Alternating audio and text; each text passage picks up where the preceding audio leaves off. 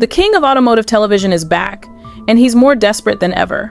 After years of devastating business failures, crushing lawsuits, and the spectacular collapse of his restaurant empire, Richard Rawlings is making what industry insiders are calling his last-ditch attempt at relevance. But this isn't the triumphant return of a television legend. This is the desperate scramble of a man whose empire crumbled faster than a rusted-out chassis, and whose new venture is already raising more red flags than a NASCAR caution period. We're talking about the brand new Gas Monkey Ice House that opened in May 2024, and the story behind it is absolutely explosive. What started as Richard Rawlings trying to recapture his glory days has turned into a case study of how fame, ego, and financial desperation can drive someone to make increasingly risky bets with other people's money. And the automotive community, they're not buying what he's selling anymore. If you're already hooked by this insanity, smash that hype button, because this story gets 10 times more explosive.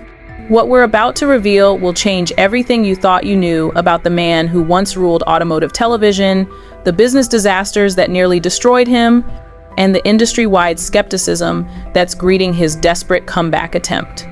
The silence from his former television partners is deafening.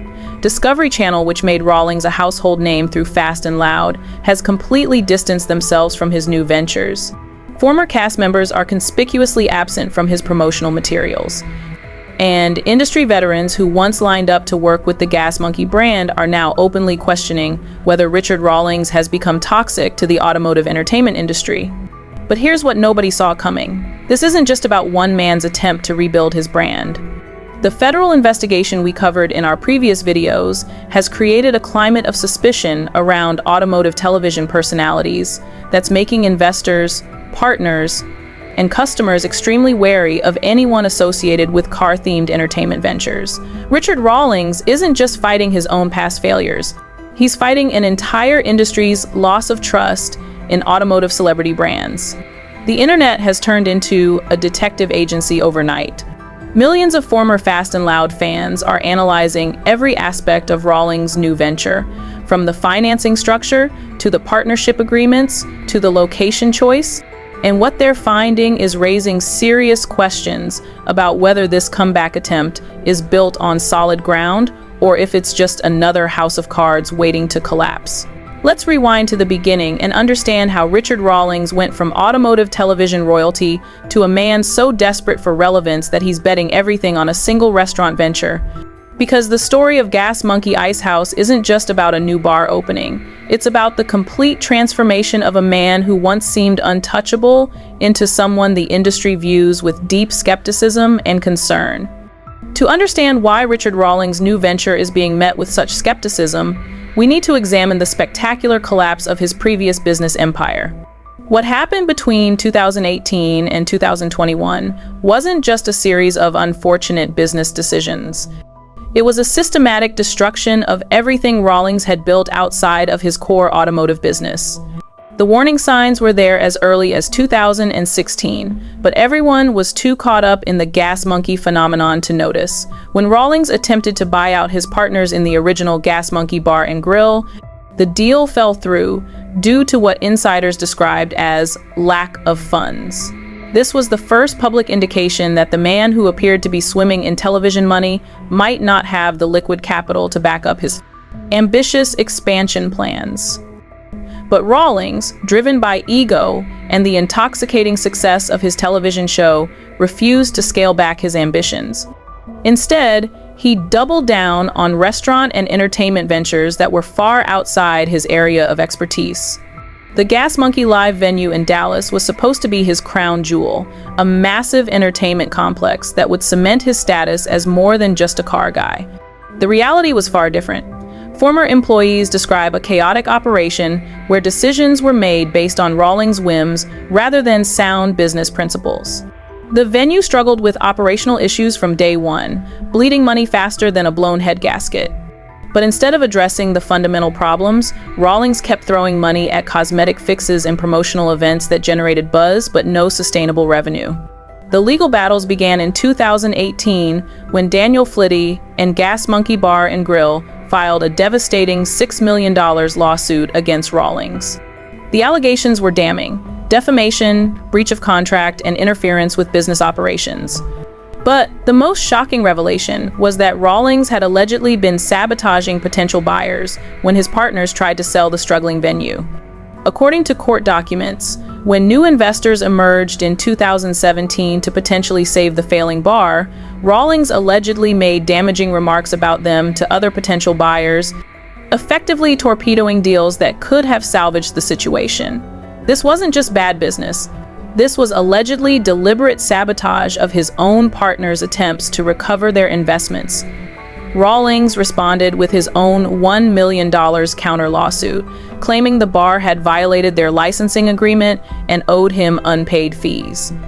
But industry insiders saw this as a desperate attempt to shift blame and recover some financial losses from ventures that were hemorrhaging money. The settlement reached in August 2019 was telling in its secrecy.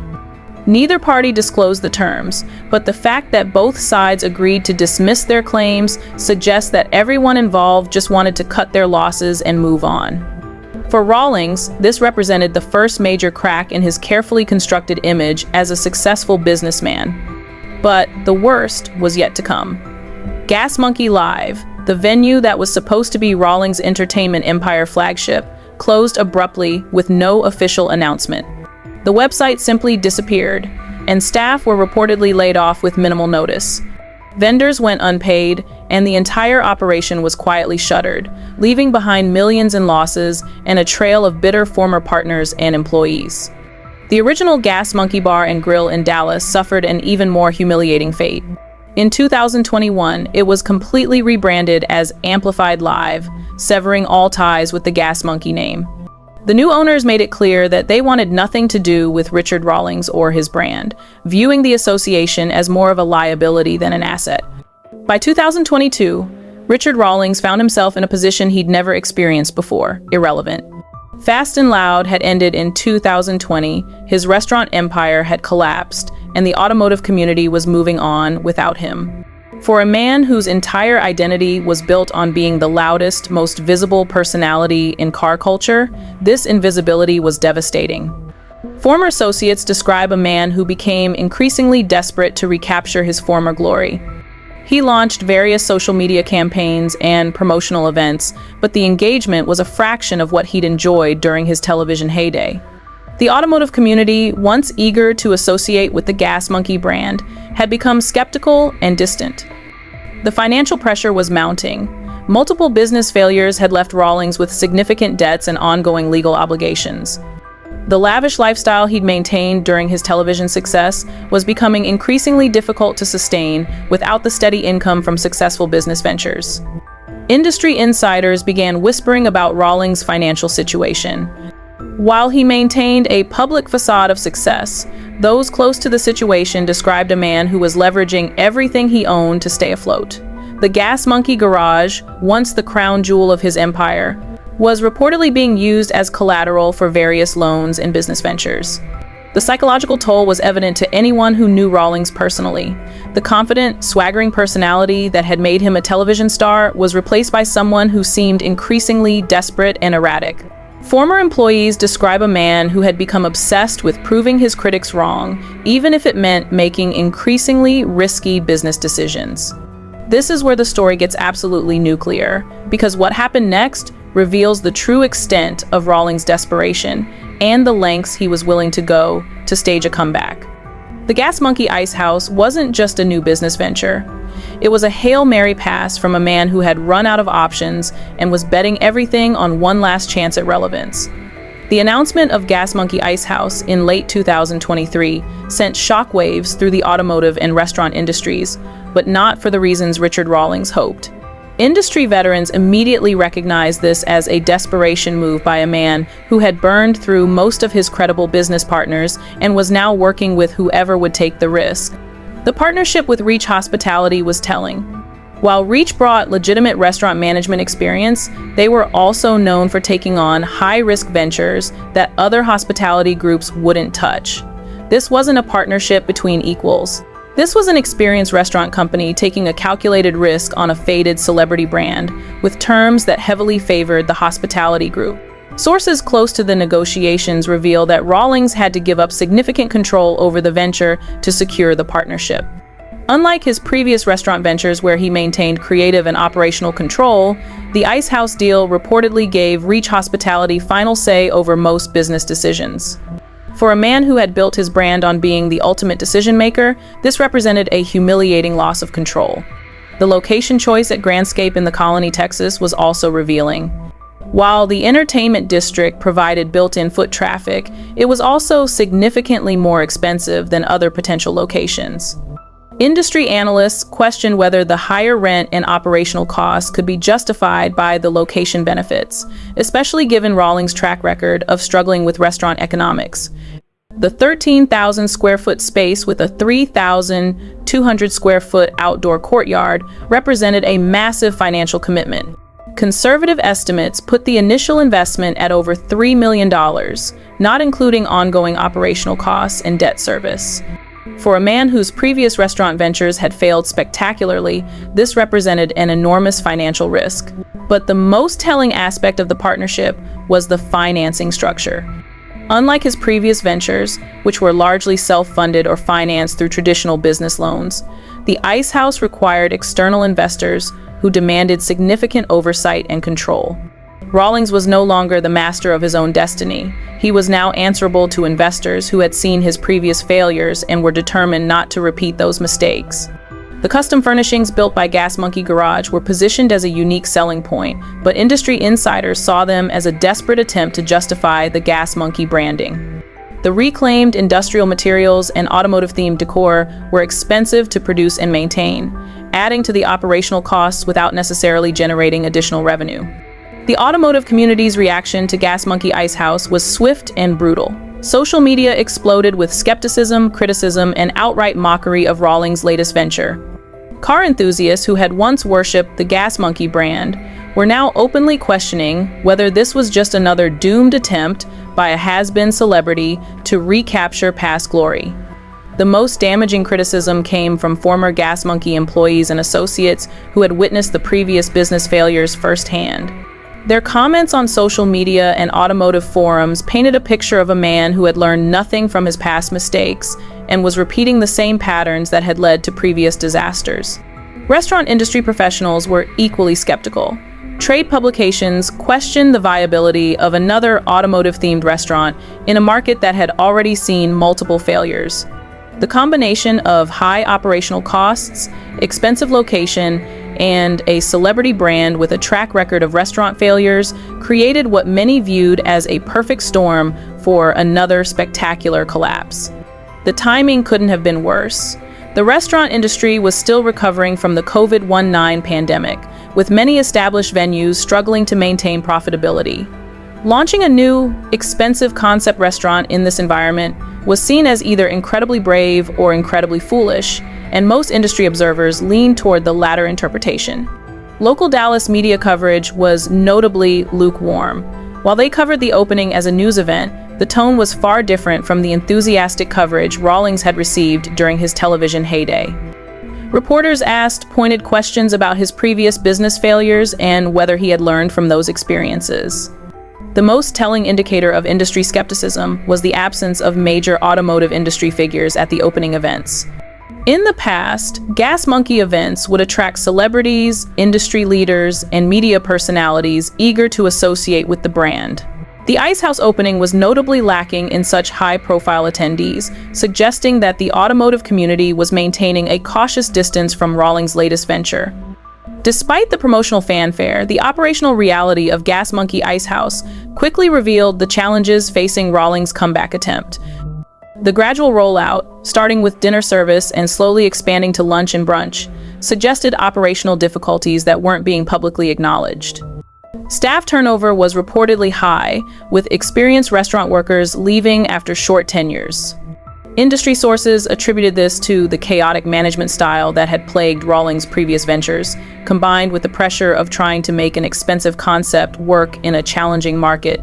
The menu, featuring bold bar food and 28 beers on tap, was criticized by food industry professionals as generic and overpriced. The signature cocktails, while creatively named with automotive themes, were seen as gimmicky rather than genuinely innovative.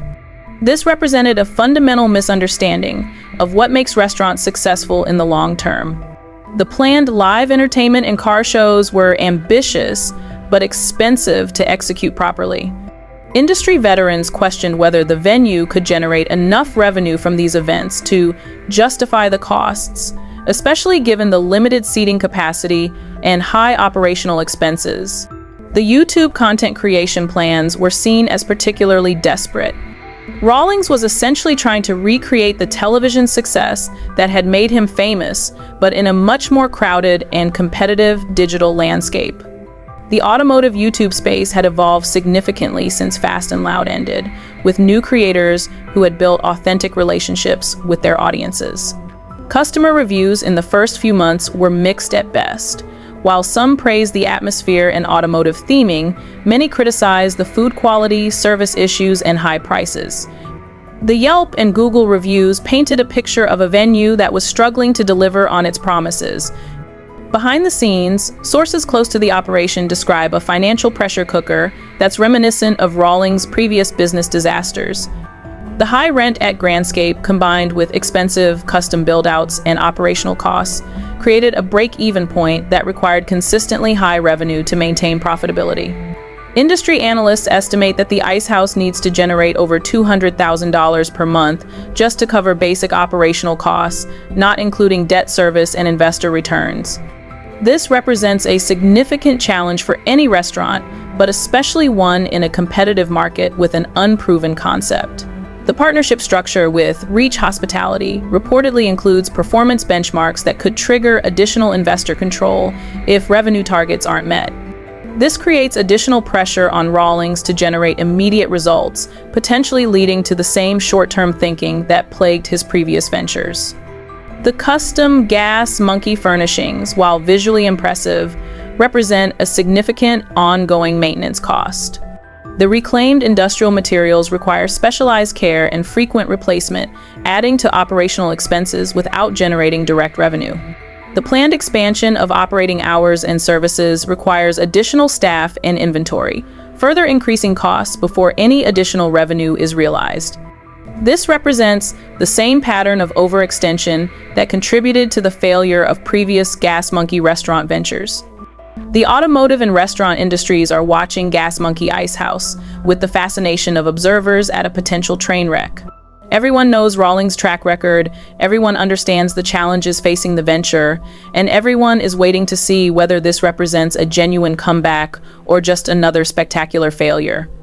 Restaurant industry publications are tracking the venture closely, using it as a case study in celebrity restaurant ventures and the challenges of translating television fame into sustainable business success.